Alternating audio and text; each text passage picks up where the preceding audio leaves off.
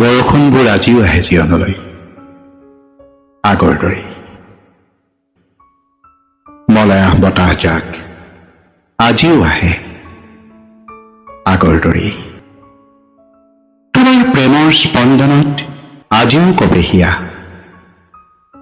আগৰ দৰে। সময়বোৰ হাতৰ আঙুলিৰ ফাকেৰে পাৰ হৈ গৈছে ধীৰে ধীৰে। 10টা বসন্ত কেনেকৈ পাৰ হৈ গল কব নোৱাৰাকৈ আজিও ধৰিব নোৱাৰিলো। তথাপিও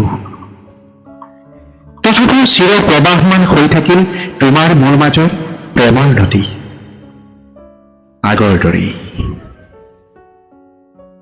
এই নদীত মাজে মাজে মান অভিমানৰ ক্ষোভৰ ঢৌ আহিল, কিন্তু নথমিল।